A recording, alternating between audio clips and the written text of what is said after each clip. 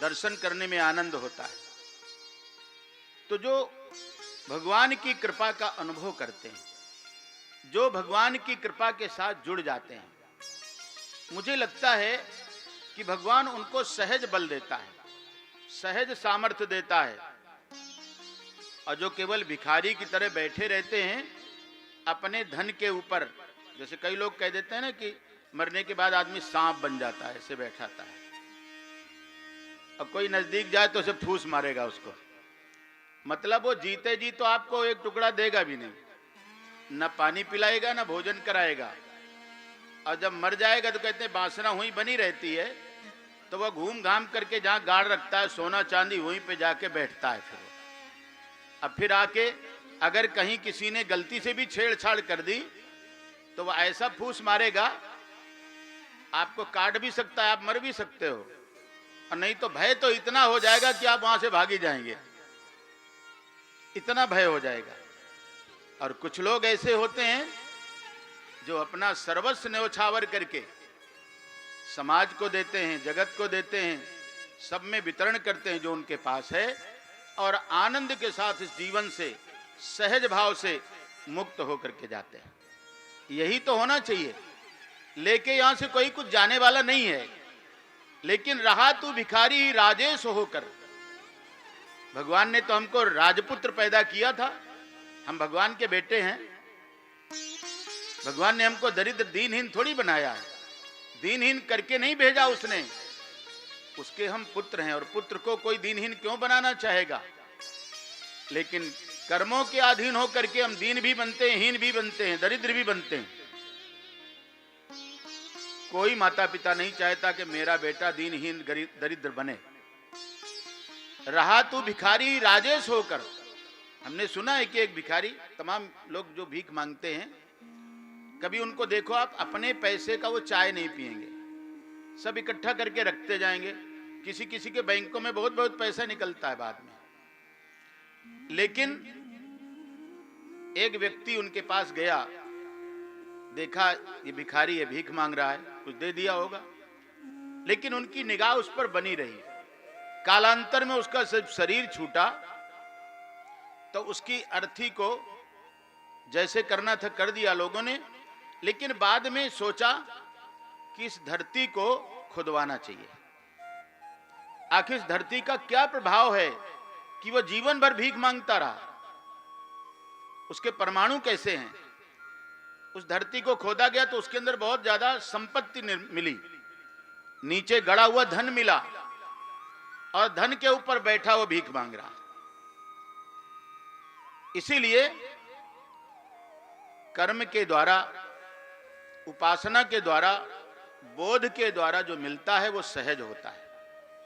और जो केवल वासना के साथ जुड़कर के जीता है, उपासना को अपने साथ नहीं अपना पाता, वो जीवन भर धन के ऊपर बैठा रहेगा पर सुख नहीं भोग सकता कभी।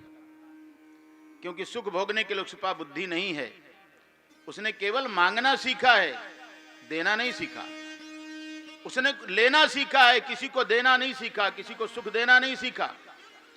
कटुवाणी से बोलकर किसी को कष्ट देना, दुखी सुखी को दुखी करना,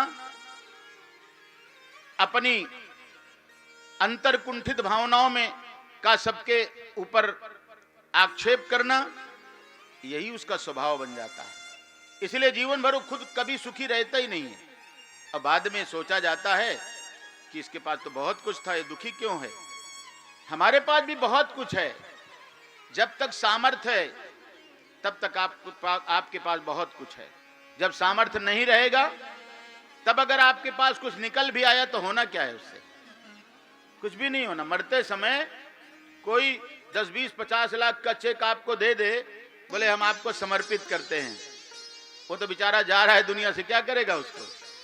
कभी जरूरत होती है और फिर आप देते, किसी अच्छे काम में लगता तो वो सोचता चलो आपका दिया हुआ किसी अच्छे काम में लग गया। तो इस तरह से भगवान चाहते हैं, हम सब भगवान के बालक हैं, हम दीनहीन गरीब दरिद्र नहीं हैं, सबके साथ वो परमात्मा जुड़ा हुआ है। हृदय से अर्जुन तिष्ठति। हमारे जीवन में दो प्रवृत्तियां हैं, एक आसुर प्रवृत्ति और एक दैवी प्रवृत्ति, एक सुर प्रवृत्ति, एक असुर प्रवृत्ति। जिसके जीवन में सुर प्रवृत्ति है वो अच्छे काम करता है, जिसके अंदर असुर प्रवृत्ति है वही सुख तो नहीं पाता है पर लोगों को दुखी जरूर करता है। बाद में उसका मिला मिलाया भी उसके काम नहीं आता है। तो जो दैवी प्रवृत्तियों के साथ चलता है, गीता में दैवी और आसुरी प्रवृत्तियों का वर्णन किया गया है। तो जो दैवी प्रवृत्ति के साथ चलता है वो देवता, माने जो सुर में चलता है वो देवता, जो संस्कृति में जुड़कर चलता है वो देवता, और जो असंस्कृति का पालन करता है, संस्कृति का पालन नहीं करता, वो असुर है, सुर में नहीं चलता, इसलिए उसको राक्षस कह देते हैं। इसीलिए मनस्य एकम, वचस्य एकम, कर्मणि एकम महात्मना। महात्मा किसको बोलते हैं? बोले जो मन से सोचे वही वाणी से बोले, वही कर्म से करे, वो महात्मा है। और जो मन से जो सोचे, वाणी से ऐसा बोले नहीं, कर्म से ऐसा करे नहीं, उसका नाम है दुरात्मा, दुष्ट आत्मा। इसीलिए हमारे यहां हिरण्याक्ष और हिरण्यकश्यपु का जन्म इस अर्थ में माना जाता है। हिरण्याक्ष को मारने के लिए भगवान को 12 रूप धारण करना पड़ा, क्योंकि पृथ्वी उठा करके वो ले गए, और पृथ्वी जब तक नहीं होगी, ब्रह्मा को सृष्टि का आदेश दिया गया, तो वो सृष्टि कहां करें? भगवान से कहा मैं कहां सृष्टि करूंगा, संपादित करूंगा। तो भगवान को 12 रूप धर करके आना पड़ा। बोलो 12 भगवान की। इसलिए हमारे यहां 12 भगवान को भी संपूजित करते हैं। एक एक चीज पर भगवान ने अपना दायित्व बताने का प्रयास किया है, इसलिए कि उन संपूर्ण दायित्वों के साथ जगत जुड़ा हुआ है।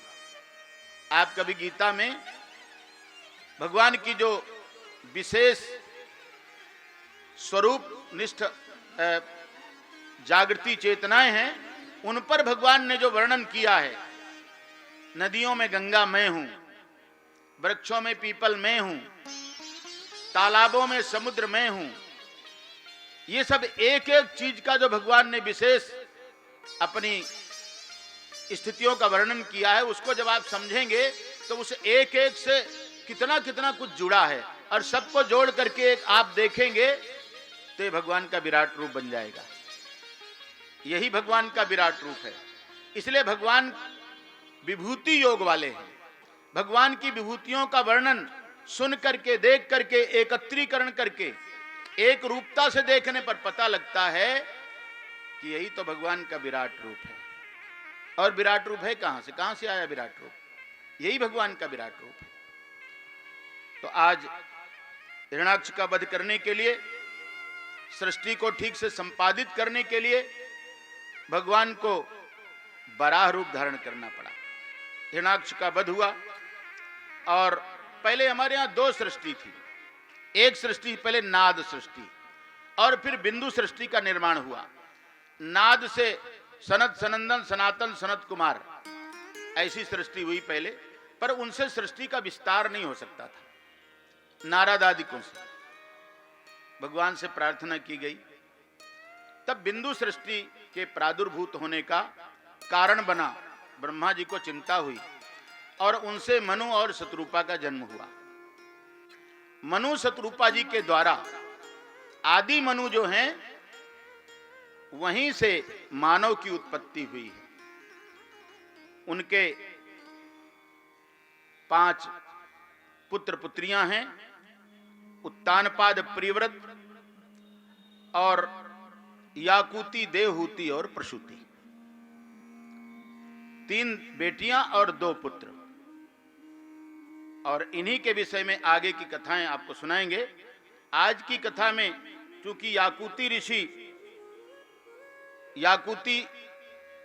रुचि ऋषि को ब्याही गई हैं, देवहूति कर्दम ऋषि को, और प्रसूति दक्ष प्रजापति को, क्योंकि परंपरा यहीं से चली। ये आदि सबसे पहले देवहूति जी का वैदिक विवाह हमारे कर्दम ऋषि महाराज के साथ हुआ है। और वो कर्दम ऋषि रहते थे, आप सब जानते हो, गंगा सागर में।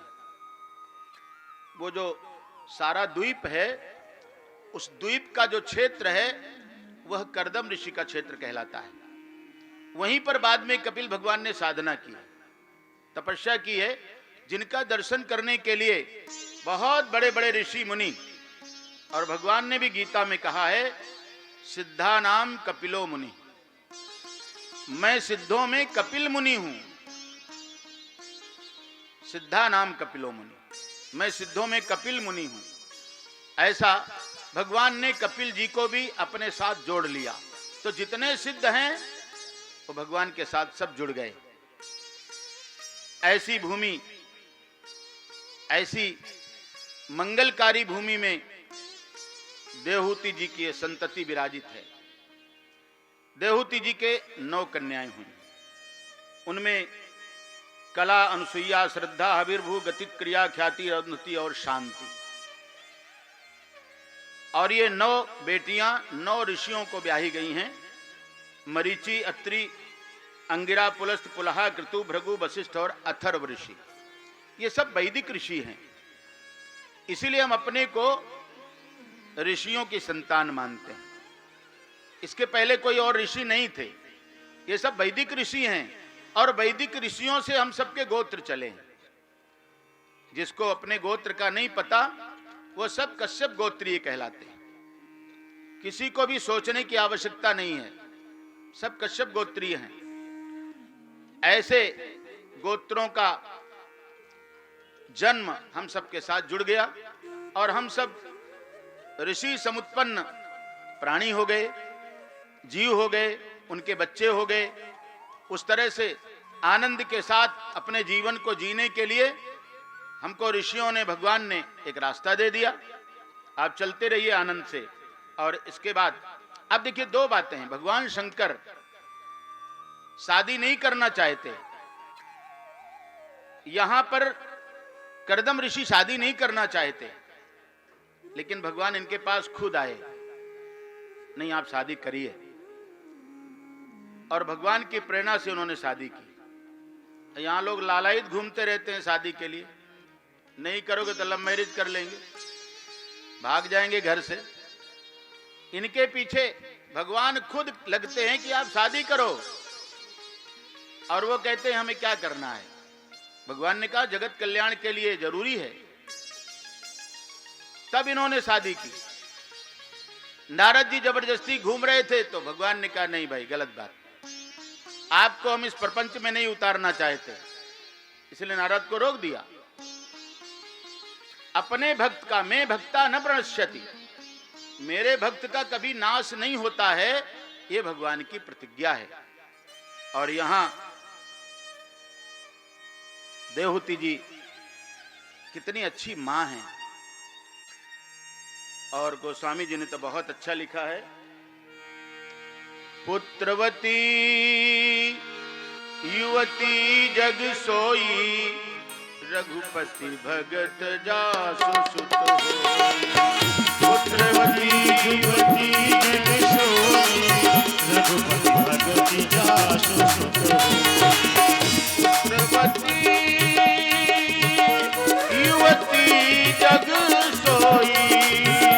पुत्रवती युवती जग सोई,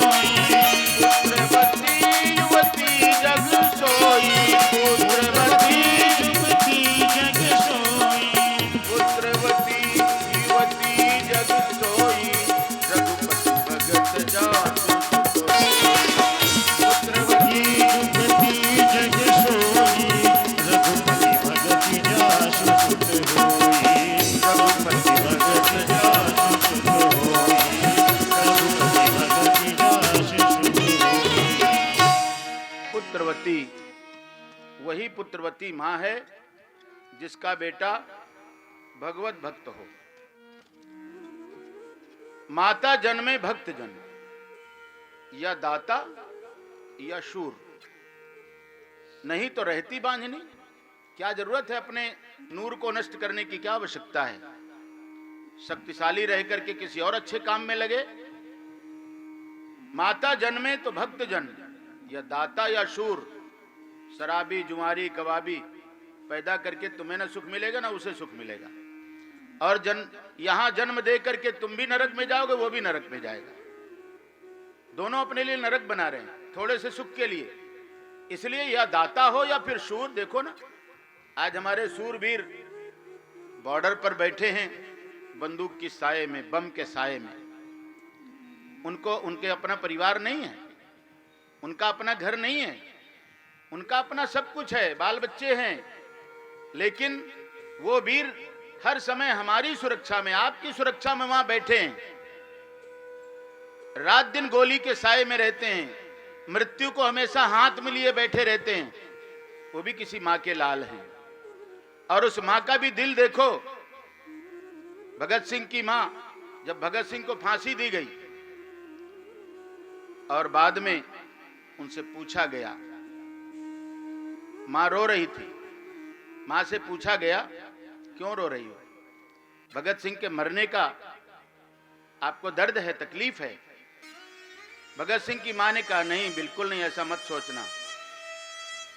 मैं इसलिए रो रही हूं, काश मेरा कोई दूसरा भगत सिंह होता तो मैं उसे भी बलिदान के लिए तैयार करती, देश के बलिदान के लिए तैयार करती। ऐसी जो मां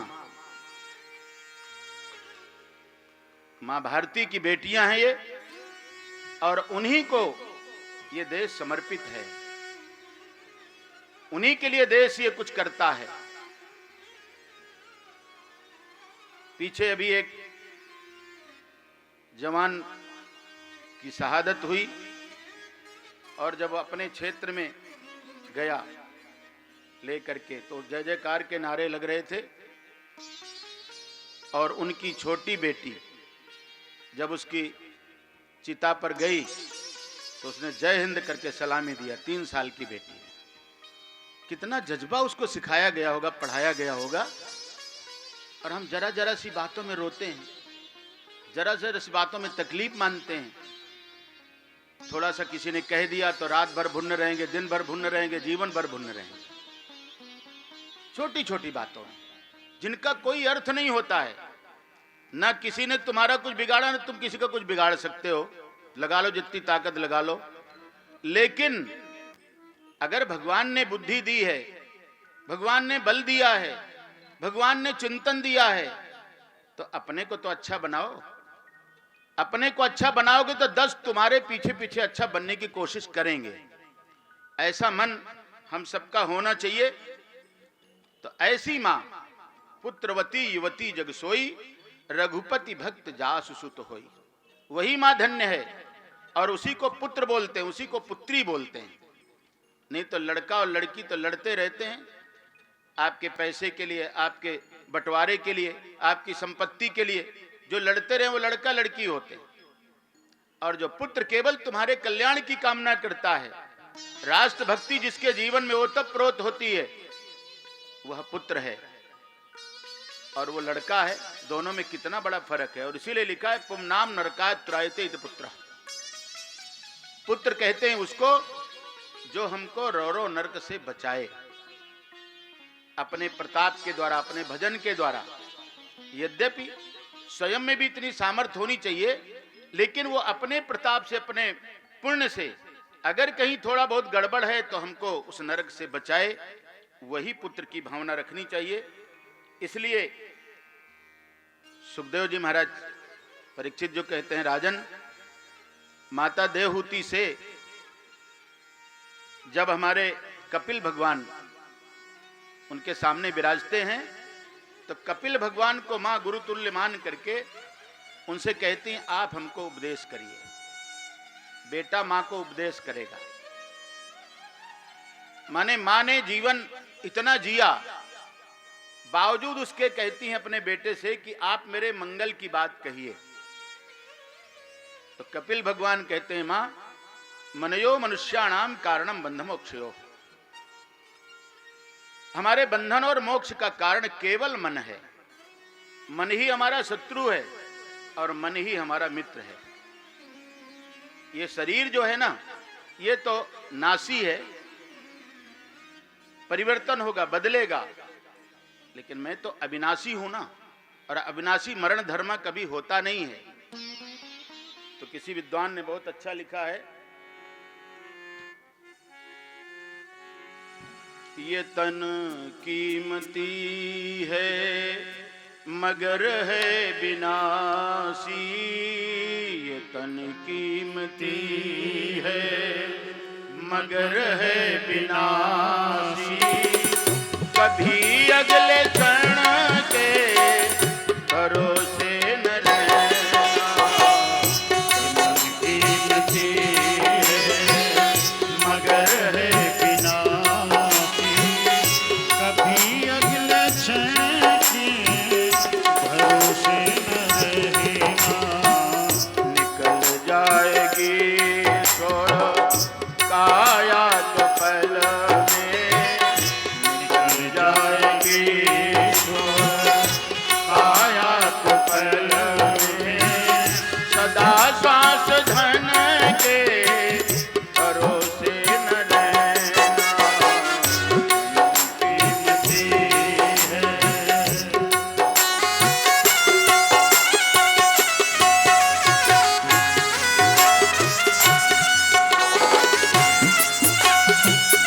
राधे।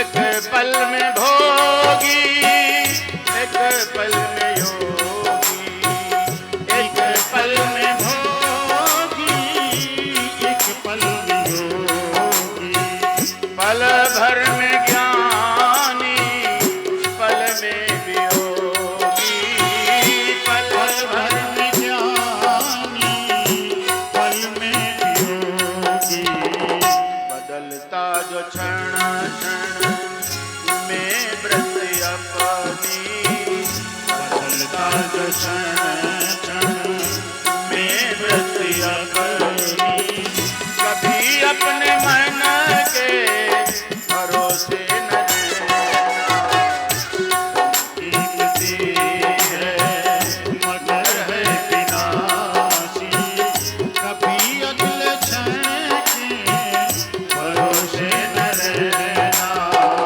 ये तन कीमती है।